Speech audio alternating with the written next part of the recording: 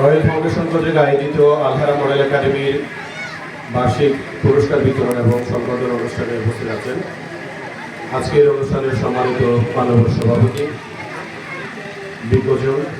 উপস্থিত আছেন আজকের অনুষ্ঠানের প্রধান আলোচক, প্রধান মেহমান এবং বিশেষ অতিথিবৃন্দ এবং আমার সম্মানিত অভিভাবকবৃন্দ, আমার কোমলমতি শিক্ষার্থীরা।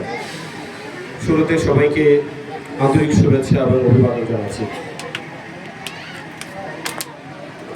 এখন অনেক কথা হয়ে গেছে, কথা বলতে গেলে কথাও রয়ে গেছে। সবাই একদিকে কথা বলেছে, হয়তো আমি অন্যভাবে একটু কথা বলি, যেটা যাবে হয়তো আমাদের এই শিক্ষা প্রতিষ্ঠানের সাথে।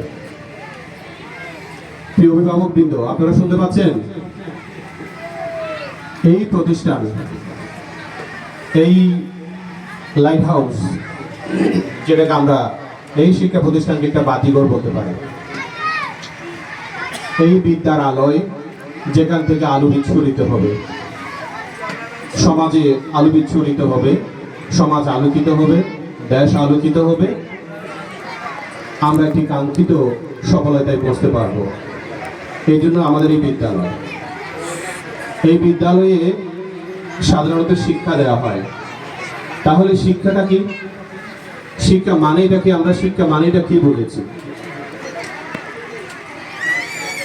শিক্ষার একেবারে স্বাভাবিক যে সংজ্ঞাটা, সেটা যদি আমি বলি, সেটা হচ্ছে আমার harmonious development mind and soul. ক্রমান্বয়ে যদি আমার মনস্তাত্ত্বিক এবং পরিবর্তনীয় জিনিসগুলো লক্ষ্য করা যায়, ধীরে ধীরে আমি যদি সমাজের একজন যোগ্য নাগরিক হিসেবে গড়ে উঠি, তাহলে সেটাই হচ্ছে আমার প্রকৃত শিক্ষা। এই শিক্ষার সাথে যারা সংশ্লিষ্ট, আনসার ভাই কথা বলে গেছেন, আমাদের অভিভাবক বোর্ডে আছে, আমাদের শিক্ষা প্রতিষ্ঠান আছে, টিচাররা আছে এবং আমাদের শিক্ষার্থীরা আছে। এখন আমাদের এই শিক্ষার্থীরা এখানে আসে শিক্ষা অর্জন করার জন্য। আমাদের মূল টার্গেটটা হবে, আমরা এখানে যে শিক্ষা প্রতিষ্ঠান গড়ে তুললাম, এই শিক্ষা প্রতিষ্ঠানে আমি শিক্ষার্থীর জন্য কতটুকু উপযোগী পরিবেশ তৈরি করতে পারছি, শিক্ষার্থীর মেধা মনন বিকাশের জন্য, তার সৃজনশীলতা বিকাশের জন্য আমরা কতটুকু উদ্দীপনা সৃষ্টি করে এই শিক্ষা প্রতিষ্ঠানকে গড়ে তুলতে পারছি। অভিভাবকরা আমাদের প্রতি আস্থা রেখে এখানে দিয়েছেন। আমার খুব ভালো লেগেছে, একজন অভিভাবক কথা বলেছেন, খুবই স্যাটিসফাইড। আমিও চাইবো যেন শিক্ষার্থীর মনন মেধা বিকাশের জন্য এই প্রতিষ্ঠানটা যেন একটা যুগোপযোগী একটা শিক্ষা প্রতিষ্ঠান হিসেবে গড়ে ওঠে। এই যুগোপযোগী শিক্ষা প্রতিষ্ঠান গড়ে ওঠার জন্য আমরা যদি আধুনিক কথা, আমাদের এই যে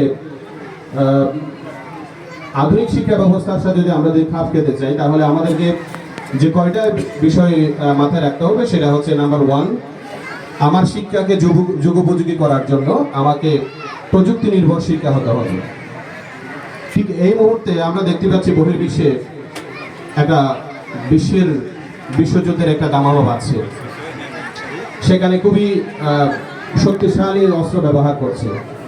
ঠিক এই মুহূর্তে আমরা বাংলাদেশে বসবাস করে আছে আতশবাজিতে।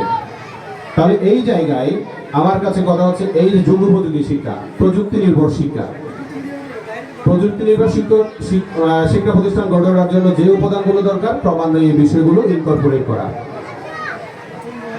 নাম্বার 2, এটা হচ্ছে শিক্ষার্থীর সৃজনশীলতা এবং তার সৃষ্টিশীলতা বিকাশের জন্য উদ্দীপনামূলক কাজ করা, এমন পরিবেশ তৈরি করা। আমি শিক্ষা প্রতিষ্ঠানে এমন কাজ করবো যেটার মাধ্যমে শিক্ষার্থী তার সৃজনশীলতার বিকাশ ঘটাতে পারবে।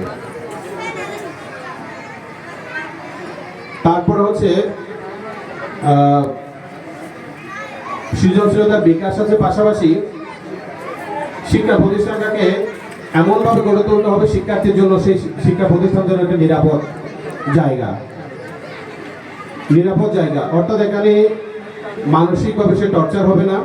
আমরা মানসিক টর্চার বলতে বা সরাসরি তুচ্ছ তাচ্ছিল্য করাকে বুঝি, কিন্তু আমাদের কথার মধ্যে আমরা একজন শিক্ষার্থীকে তাকে কথা দিয়ে পুরো তার মেধাকে দমিয়ে রাখতে পারি, তার মেধাকে আমরা উৎসাহিত করে ফুটিয়ে তুলতে পারি। আমাদের কথায় মননে মানে কোনো কিছুতেই যেন এমন কোনো আচরণ ফুটে না ওঠে যেটার মাধ্যমে শিক্ষার্থী তার মেধা বিকাশ না হয়ে বরং মেধা ধ্বংসের দিকে যাবে। আরটা হচ্ছে শিক্ষার্থীর জন্য একটা বাস্তবমুখী শিক্ষার ব্যবস্থা করা, যেই শিক্ষার মাধ্যমে সেটা তার বাস্তব জীবনের সাথে নিজেকে খাপ খাইয়ে নিতে পারবে। আমাদের এই শিক্ষা, এই যে ইসলামী ব্যবস্থায় আমরা বলছি দিন ও দুনিয়া, আমাদের টার্গেটই হচ্ছে এটা। আমরা পৃথিবীতে দুনিয়াতে যতদিন বাঁচি ভালোভাবে বাঁচবো, আমাদের একটা লাস্ট ডেস্টিনেশন আছে পরকাল। আমরা পরকালে যেন মহান আল্লাহ রাব্বুল আলামিনের কাছে পৃথিবীর কৃত কর্মগুলো নিয়ে আমরা হাজির হয়ে আমরা জবাবদিহিতার মুখোমুখি যখন হবো, তখন আমরা তাহলে আল্লাহর কাছে নাজাত অর্জন করতে পারি, সেটাও যেন আমাদের থাকে। তাহলে এই যে বাস্তবমুখী শিক্ষাটা হবে আমাদের পৃথিবীতে, আমরা যেন সুন্দরভাবে বাঁচতে পারি, এবং আমাদের পরকালীন মুখী শিক্ষার যেন আমরা পরকালের জন্য নাজাত পেতে পারি। যদি আমরা এগুলো করতে চাই, আমাদের কিছু অন্তরায়ও আছে। আমাদের এই শিক্ষাগুলো অর্জন করার ক্ষেত্রে আমাদের কিছু অন্তরায় আছে। যেমন প্রযুক্তিগত শিক্ষার যে কথা বলছি, সেটা হয়তো আমাদের অনেক কিছু সমস্যা থাকতে পারে, এগুলো ক্রমান্বয়ে কাটিয়ে ওঠা। যেখানে চ্যালেঞ্জ থাকবে সেখানে আমাদের সমাধানের পথ থাকবে। আরেকটা যে বিষয় আমার কাছে সবচেয়ে অ্যালার্মিং যেটা মনে হয়েছে, আমরা যেহেতু শিক্ষকদেরকে প্রশিক্ষণ দিই, শিক্ষকদের প্রশিক্ষণ নিয়ে কথা বলি, আমার একটা সাজেশন থাকবে, সেটা হচ্ছে দক্ষ শিক্ষক নিয়োগ দেওয়া। কিছুটা টাকা পয়সা যদি বেশিও দিতে হয়, এমন দক্ষ শিক্ষক নিয়োগ দেওয়া যে দক্ষ শিক্ষকের মাধ্যমে আমরা প্রতিষ্ঠানটা উত্তরোত্তর সফলতা কামনা, মানে উত্তরোত্তর সফলতা বয়ে আনবে।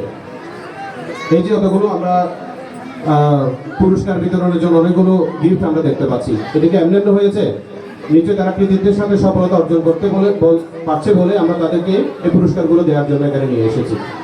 তাহলে যদি এই আলহারা মডেল একাডেমি নিয়ে এক কথায় যদি একটা বলি,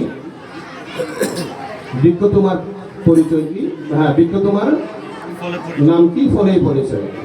সুতরাং দেখাই যাচ্ছে এতগুলো পুরস্কার যেহেতু আমরা তাদেরকে তুলে দিব, নিশ্চয়ই তারা ভালো কিছু করেছে, এরকম বিষয়।